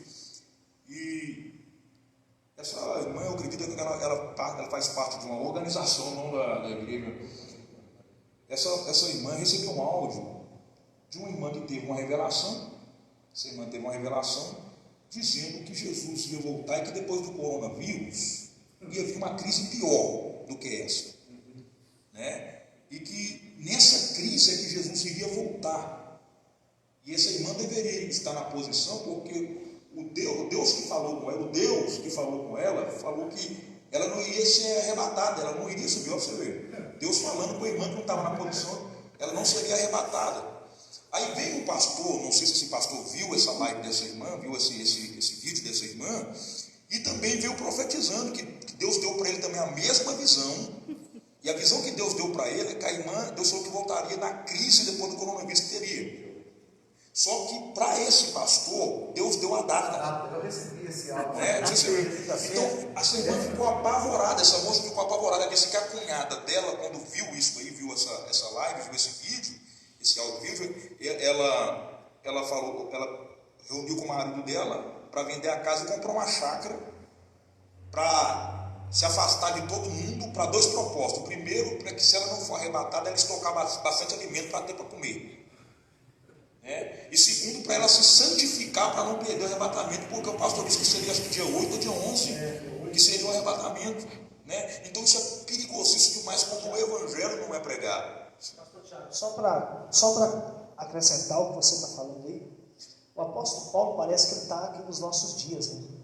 Parece que ele está mais vivo. Parece que ele está mais vivo do que nunca, o apóstolo Paulo. Na primeira carta de Paulo a Timóteo, eu gosto muito tanto da primeira quanto da segunda, ele vai falar assim, mas o Espírito expressa, capítulo 4, mas o Espírito expressamente diz que nos últimos tempos alguns se apostatarão da fé, dando ouvidos a espíritos enganadores e a doutrinas de demônios. Isso é espírito do engano. A gente pega Mateus capítulo 24, o próprio Jesus vai dizer aos discípulos que aquele dia ninguém sabe, nem os anjos, ele também não sabia porque estava ali, fala de uma natureza humana. Cristo se abdicou da sua natureza divina para se tornar o Verbo. Nem ele sabia, nem os anjos, unicamente o Pai. Hoje, exclusivamente, Jesus sabe o dia, Jesus sabe a hora. Eu acredito que a gente está vivendo um momento, princípio de dores. O senhor teve, por há pouco tempo, um neto na sua casa. A sua filha sentiu dores de parto. Ela sente primeiras contrações, que vem de uma hora, e daqui a pouco também eu vou ser pai também. Eu estou nesse suspense. De novo, Deus abençoe. Envia a flauta lá para casa. Mas aí o que acontece? A gente fica nessa expectativa. Ou seja, a mulher fica grávida, um mês, não sabe que está grávida. Mas no segundo mês, já olha, no terceiro mês, no quarto mês, no sétimo mês, já começa a sentir a criança mexer. Já no 8º mês, no 9º mês, já chega aquele período de contrações, 68 semanas. Eu acredito que nós estamos vendo as contrações do arrebatamento. Nós estamos vendo os últimos momentos da igreja na terra. E profecias como essa aí, para quem não tem embasamento sólido na palavra de Deus, cai. Falta o quê? Doutrina. Quando a gente fala doutrina, não fala de usos e costumes, porque muitos confundem doutrina com usos e costumes. A gente fala de ensino, que o Tiago Olinto me ensinou quando eu fazia curso de teologia básica, de biologia. A gente precisa, sã doutrina fala de ensinamento sadio, o genuíno ensino. Essas pessoas, pastor, elas são movidas por profecias. Não é, quer dizer que Deus não revele. Eu sou pentecostal, acredito eu, até no osso. E defendo o pentecostalismo clássico, não sou completamente contra o sensacionismo, mas a gente tem que tomar muito cuidado com essas pseudos-profecias e com esses pseudos-profetas desses últimos tempos. Pastor Tiago. Tiago. A minha postura com relação a isso, porque ela perguntou para mim, ela mandou minha esposa perguntar, né? Para mim, qual que seria a minha postura concernente a esse dia que esse profeta disse que Jesus iria voltar, né? Qual a atitude que eu tomaria? Eu falei com ela, primeiro, se você quiser vir aqui nessa data aqui, eu vou estar aqui em casa jantando, tem que jantar conosco, vou estar jantando aqui. Eu falei com ela, e outra coisa, se você tivesse um pouco de base bíblica, você saberia que qualquer pessoa que tenta datar a volta de Cristo é um falso profeta. Então você não dá argumento, você não dá ideia a essa profecia, porque isso não passa de uma falsa profecia, de um falso profeta te dando uma data do retorno de Cristo. Se o próprio Cristo falou que o dia e a hora ninguém sabe, a não ser o Pai, como você vai datar o retorno do Senhor? Todos que tentaram ao longo do século, ao longo da época, tentaram da data da volta de Cristo, se frustraram, se envergonharam. Porque o plano do retorno de Cristo está exclusivamente na mão do Deus Todo. E muitos também, pessoal, eu acredito que o pastor Tiago Olinto deveria falar isso. Muitos também, principalmente quando pegam o livro do Apocalipse, quando vê aqueles filmes hollywoodianos, eles ligam o Apocalipse a catástrofes. Não, o Apocalipse está escrito no capítulo 1, revelação de Jesus Cristo, que Deus é João. A revelação de Cristo é um Cristo glorioso, glorificado. Eu acredito que o pastor Tiago Olinto, que é um professor de escatologia, pode falar isso bem melhor. E as pessoas, elas colocam muitas especulações, procuram, esse sinal. A gente tem que crer, é o que o senhor falou, crer e amar o arrebatamento, a vinda de Cristo. Ele pode vir em qualquer momento, e quem dera se fosse agora. Quem dera. Pois bem, eu quero aí falar aos irmãos que estão nos assistindo, que você pode mandar aí, nós temos aí meia hora finalizando, essa meia hora nós vamos estar discorrendo outros assuntos aqui, mas nessa meia hora você pode mandar aí algum questionamento, uma pergunta, e o número é aquele que eu deixei lá no início, 99743-9552, 99743-9552. Aí nós podemos encerrando e caminhando para o término, também falando, os demais pastores que estão aqui, quero fazer uma justificativa da ausência do pastor Marcos Júnior. Ele está agora iniciando uma outra live lá com os irmãos de Três Marias. Tem alguém nos assistindo, quero mandar um abraço a todos os irmãos. Tive o privilégio de pastorear ali também por um bom tempo, e o pastor Marcos Júnior vai estar com os jovens lá em Três Marias agora, numa live. Que Deus abençoe a todos vocês aí. Mas nós falamos dentro desse contexto espiritual, mas também é um contexto social da igreja frente ao arrebatamento, não é? A igreja também tem esse papel social. A igreja não pode, porque Jesus está voltando, eu não sei, ele pode voltar hoje, então eu não vou fazer nada, mas ele pode voltar amanhã, ainda dá tempo de fazer alguma coisa. Eu não posso viver nessa gangorra, né?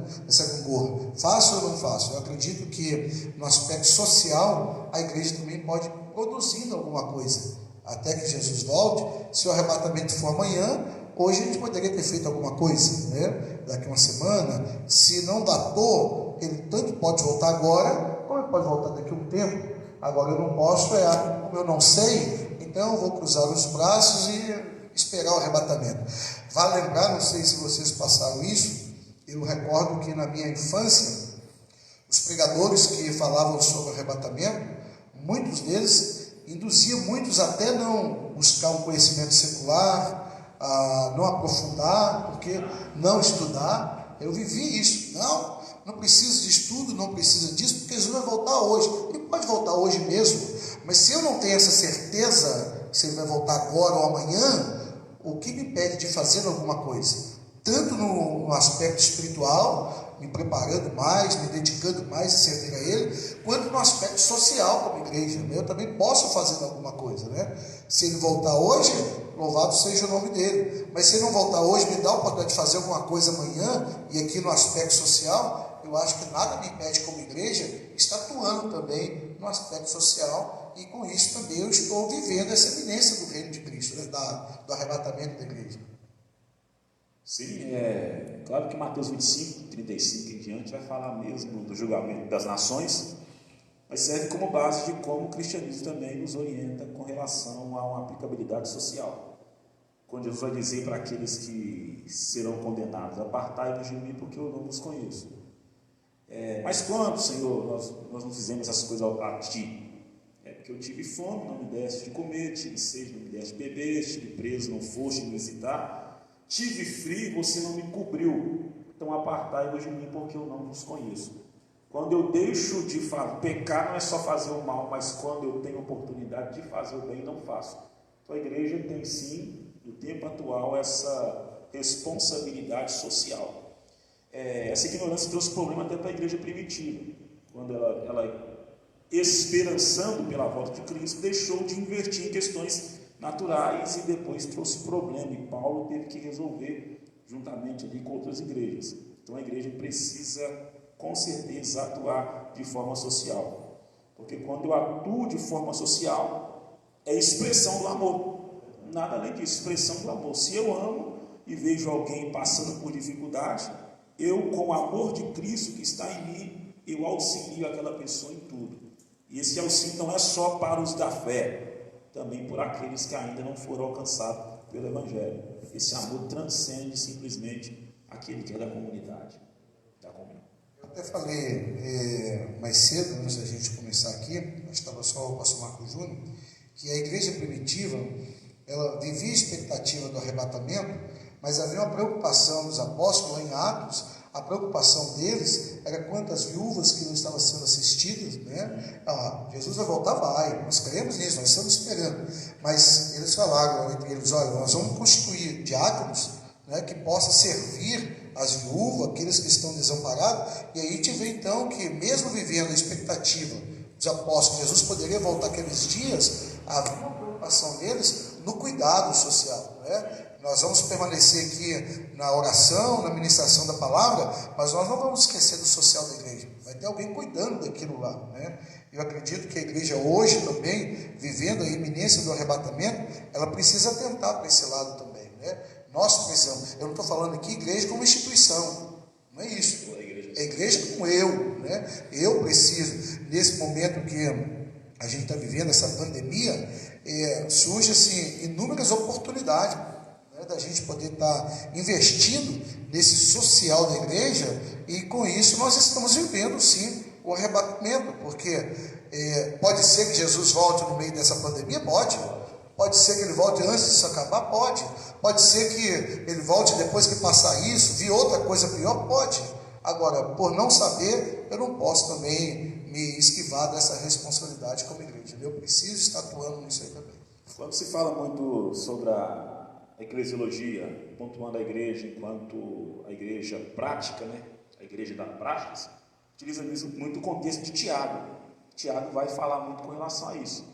Quando você for visitar alguém, não adianta você orar e a pessoa está estando com fome. Então você vai dar primeiro a ela de comer e depois você vai orar e conseguir estabelecer a pregação do Evangelho. Ele vai dizer que a fé sem obra é morta. Não adianta eu teologizar com relação ao arrebatamento, a prática da igreja. Na verdade, o conteúdo que eu estou ensinando, falando aqui, precisa se converter em prática no meu dia a dia. Não é só quando eu, na placa da igreja que eu sirvo, faço. Mas quando eu, enquanto igreja Tiago Olinto, sirvo um vizinho meu que não tem o que comer, e eu reparto com ele aquilo que eu tenho. Quando um amigo meu precisa, eu juntamente com ele ali auxilio. Ali eu estou mostrando amor, porque eu sou igreja. E o grande problema é terceirizar isso, né? É um grande perigo. Porque não fazem? Porque já não faz mais? Porque já não prega? E quando eu começo a terceirizar, eu perco a oportunidade de fazer o que eu posso fazer. Então a igreja precisa viver essa prática, e começa em mim, né? Nunca no outro.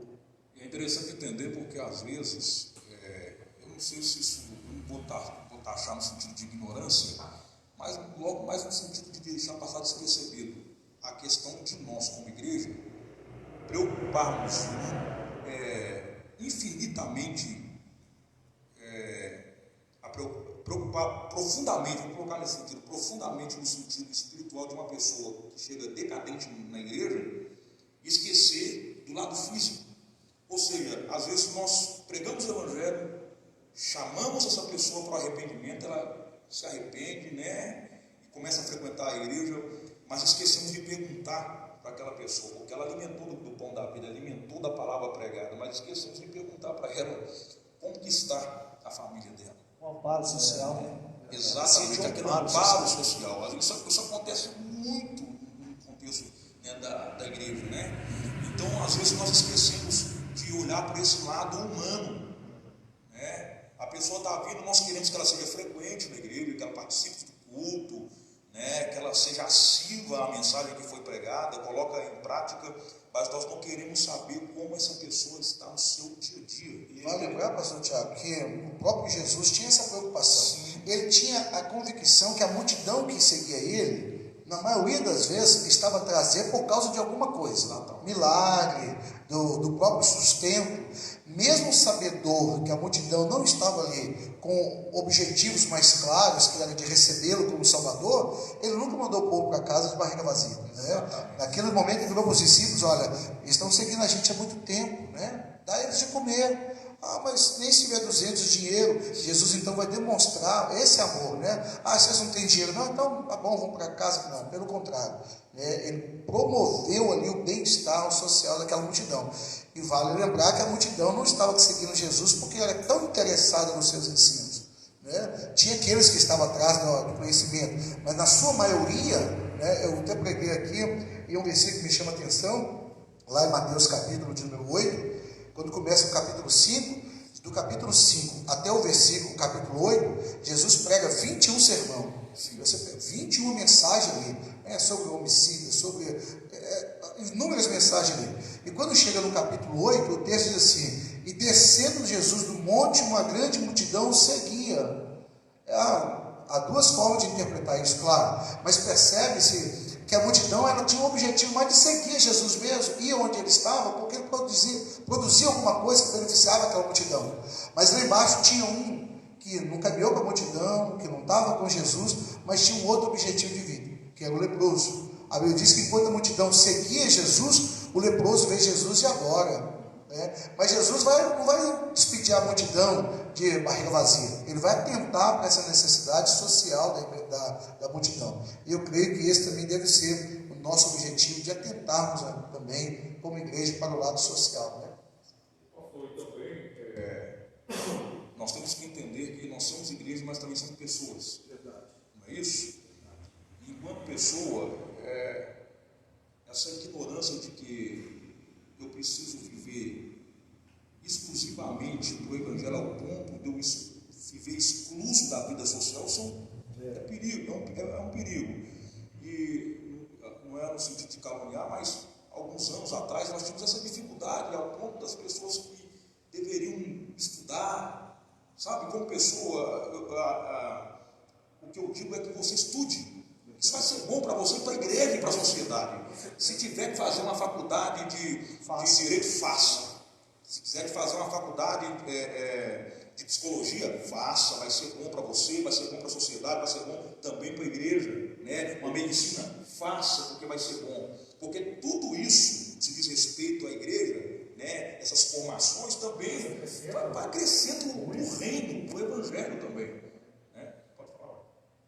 Vocês já praticamente falaram tudo aí.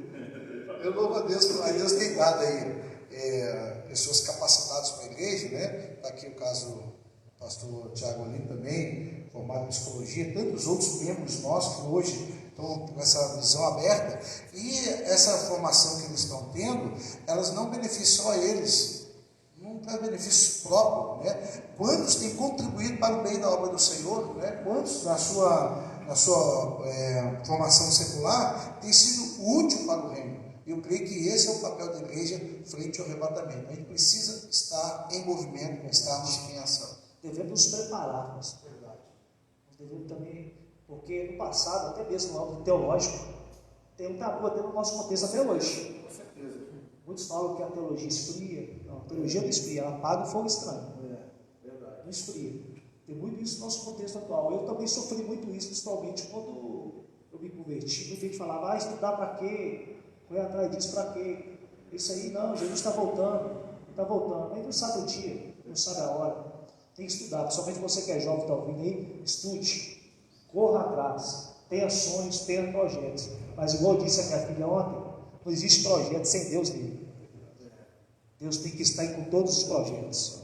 Ontem eu fiz algo interessante lá em casa, pastor. Eu estava estudando a palavra, lendo, e Deus falou comigo assim, minha filha estava desenhando, desenhando. Aí eu falei com ela assim, Nathalie, coloca todos os seus sonhos aí, todos os seus sonhos, tudo que você sonha, todos os seus sonhos. Eu quero construir família, eu quero isso, eu quero ter um carro, eu quero ter uma moto, eu quero fazer uma faculdade, por aí vai, todos os sonhos delas. Coloca todos os seus sonhos. Aí fui tocado por Deus, meu pai dela, para colocar todos os sonhos dela. Mas não existe sonho se não tiver Deus nele. Porque tudo tem um propósito. Toda formação acadêmica, principalmente um cristão, ela tem um propósito. Toda formação acadêmica, seja ela qual for, Deus tem um propósito por trás disso. Seja um psicólogo, seja um psicopedagogo, seja um bacharel em direito, Deus tem um propósito em tudo. Deus tem um propósito em tudo. Então, estude, corra atrás, porque a igreja perdeu muito no âmbito social, por esse lado. Perdeu muito, com essa visão meio distorcida dos estudos. Pois bem, irmãos, nós chegamos aí ao término desse bate-papo. Eu espero que você na sua casa possa ter sido abençoado pelo Senhor, ter sido abençoado pela palavra que foi falada aqui. E uma outra oportunidade, nós estaremos aí novamente programando uma live como essa, de um outro assunto para estarmos discorrendo. E você pode assistir aí essa palestra lá no YouTube, na nossa página. Você pode ir lá no Facebook também. Que Deus possa continuar abençoando grandemente a sua vida. Agradeço aqui de coração a todos os pastores que puderam estar aqui nessa noite.